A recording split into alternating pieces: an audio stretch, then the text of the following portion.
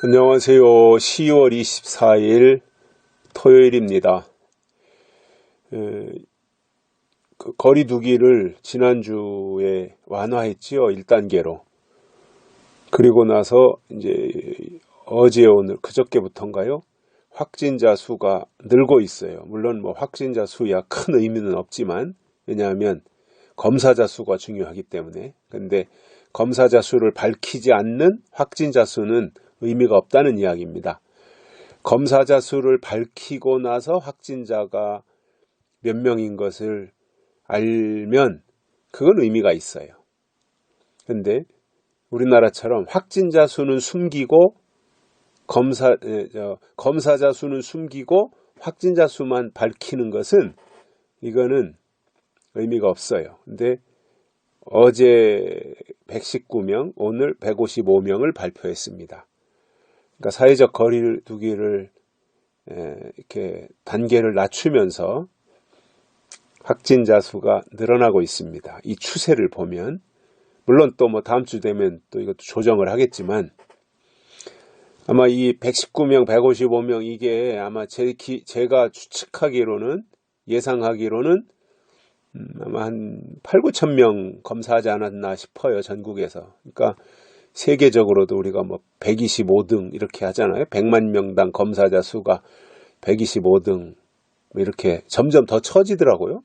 처음에는 110등 이렇게 하더니 그 다음에 뭐 115등 한참 맴돌더니 이렇게 125등까지 지금 내려가 가지고 창피한 노릇이거든요. 이게 그만큼 검사 안 한다는 거죠.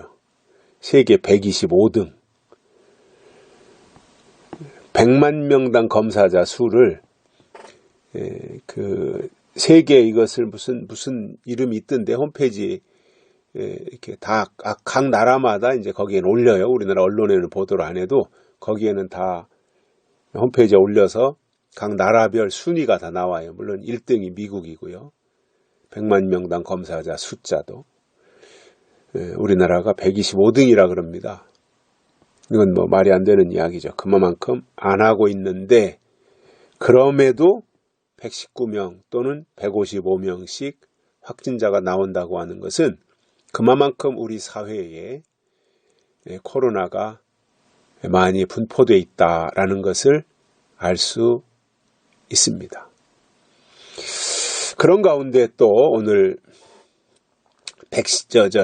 독감 예방접종 그 주사 독감에 걸리지 않거나 독감을 좀 수월하게 지나가기 위해서 일부러 독감 예방접종을 했는데 그 예방접종을 맞고 돌아가신 분들이 계셔요.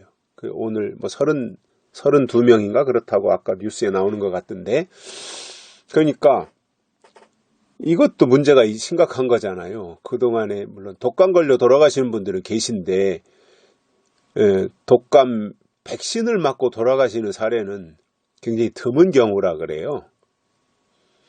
근데 이제 의혹이 나오기를 이번에 독감 백신을 중국에서 수입해다가 우리 국민들한테 놔주고 있다. 이런 의혹이 나오더라고요. 또 그게 사실인 것 같아요.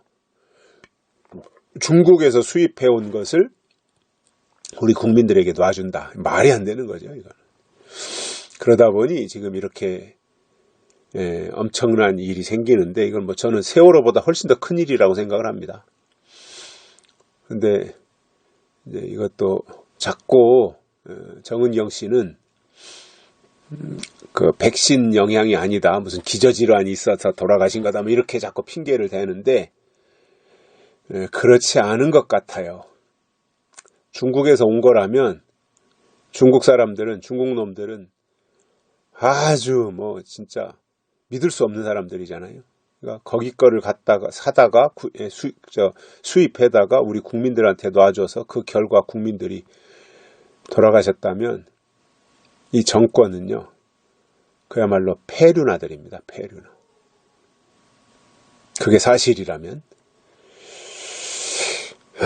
근데 이제 절대 그런 거에 대해서는 안 밝히니까 현 정권 하에서는 찾아내기 쉽지 않을 것 같고, 빨리 정권이 이제 이 정권이 물러가고 다음 정권이 어느 정권이 될지 어느 분이 될지는 모르지만 다음 정권이 좀 정의로운 사람이 들어와서 이 정권의 모든 패역한 일들을 다 밝혀내고 국가의 기틀을 다시 만들어야 우리 대한민국에 장래가 있지 않을까 이렇게 생각을 합니다. 물론 저는 대한민국이 이렇게 망하지는 않는다고 확신을 해요. 아무리 저 주사파 사람들이 칼춤을 춰도 대한민국은 절대 망하지 않는다고 저는 확신합니다. 그 이유가 뭐냐면 대한민국은 욕단족속이기 때문에 그렇습니다. 욕단족속은 셈족이잖아요. 셈족. 노아의 아들 셈.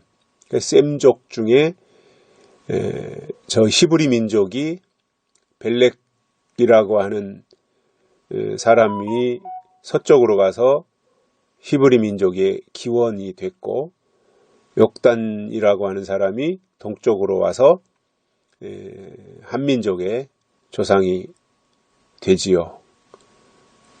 그러다 보니 이제 이 대한민국은 예수님의 재림과 관련된 남은 일이 있어요. 그렇기 때문에 그 일을 이루기 위해서 절대로 망하지 않아요. 예수님이 초림하실 때까지 히브리 민족이 망하지 않는 것처럼 예수님이 재림하실 때까지 욕단 족속은 망할 수가 없어요. 망할 것 같으면 벌써 망했습니다. 우리 대한민국은. 망할 수밖에 없는 조건들이 너무나 많았어요. 그런데 아슬아슬하게 여기까지 왔고 1945년에 해방을 하고 48년에 건국을 하고 그리고 지금 73년이 됐나요? 건국 72년이 됐나요? 여기까지 이렇게 이제 부자 나라가 되었는데 이 정부 들어서서 여러 가지가 참 다 굉장히 혼란스럽고 어려운 상황으로 내려가고 있는 것은 사실입니다. 그렇지만 망하지는 않아요. 저 김정은이가 아무리 저렇게 해도 하나님이 하실 일이 있기 때문에 하나님이 지켜주신다라는 확신을 가지고 있습니다. 걱정은 안 하셔도 됩니다. 그러나 국민의 한 사람으로 또 할 도리는 해야 되겠죠. 오늘 말씀은 잠언 23장 17절입니다. 내 마음으로 23장 18절입니다. 정령이 내 장래가 있겠고 내 소망이 끊어지지 아니하리라. 아멘. 정령이 내 장래가 있겠고 내 소망이 끊어지지 아니하리라. 이 오늘 말씀인데 어제 주신 말씀은요. 내 마음으로 죄인의 형통을 부러워하지 말고 항상 여호와를 경외하라. 죄인의 형통을 부러워하지 말고 하나님을 경외하라.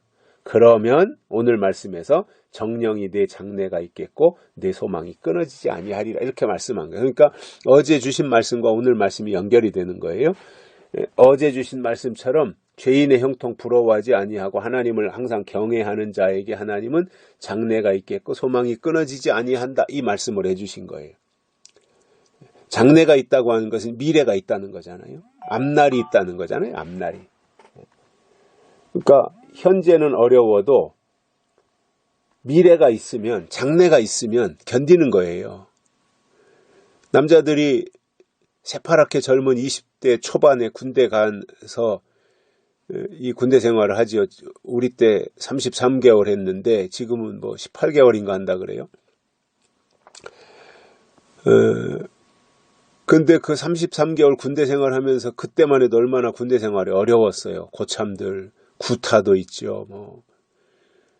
이게 보통 군기를 잡는 게 아니었으니까 힘든 군대 생활을 하는데 견딜 수 있는 것은 뭐냐면 제대하는 날이 있다라는 거예요. 군대를 제대하고 사회로 나갈 수 있는 날이 내 앞에 온다. 33개월 지나면 나도 제대하고 집에 간다. 이 희망이 있기 때문에 힘든 군대 생활도 견딜 수 있었어요. 왜냐? 장래가 있기 때문에. 그거에 대한 희망이 있었기 때문에 견뎌내는 거지요. 자, 그러면 하나님을 경외하는 자에게는 장래가 있는데 여기서 장래가 뭐예요? 장래사. 앞으로 될 일. 예언의 말씀인 거죠. 예수님이 다시 오시는 거. 천년왕국이 이 땅에 이루어지는 거. 그거에 대해서 보장해 주시는 거예요. 내 장래가 있겠다. 뿐만 아니라 내 소망이 끊어지지 아니한다 이겁니다. 이 소망이라고 하는 것은 굉장한 어떤 에너지지요, 에너지. 우리가 살아가는 데 있어서 굉장한 동력이 소망이에요. 사람이요, 소망이 없으면 무기력해지고요, 우울증에 걸리고요. 자살하는 사람들이 왜 자살하겠어요? 소망이 없으니까 자살하는 거거든요. 그러나 소망이 있는 소망의 사람은 어떤 어려움이 와도 그것을 극복할 수 있어요. 왜냐? 소망이 있기 때문에 그래요. 극복해내는 거예요. 자, 그럼 우리가 재림신앙이 뭐예요? 예수님이 다시 오실 것을 소망 삼고 살아가는 거예요. 그러니까 삶의 에너지가 나오는 겁니다. 여건이나 상황이 좋아서 견디는 것이 아니라 소망이 있으니까 견디는 거예요. 소망이 에너지예요. 그리고 소망이 우리를 견인해주는 힘인 겁니다. 좌절할 수밖에 없는 상황이지만 소망이 있는 사람은 좌절하지 않아요. 낙심할 수밖에 없는 상황이지만 소망의 사람은 낙심하지 않아요. 그것을 극복해내는 거예요. 무엇으로요? 소망으로요. 세상 사람들은 희망을 말하지만 우리 신앙은 소망을 말하는 거예요. 희망은 내 속에서, 내 생각 속에서 나오는 것이라면 소망은 하나님께로부터 오는 겁니다. 우리는 소망을 가지고 살아야 됩니다. 그런데 그 소망이 어디서 와요? 하나님을 경외하면 하나님은 우리에게 소망을 주셔서 그 소망이 끊어지지 않도록 해 주시겠다고 말씀하시는 겁니다. 우리에게 중요한 것은요, 장래, 예언입니다. 소망, 약속인 겁니다.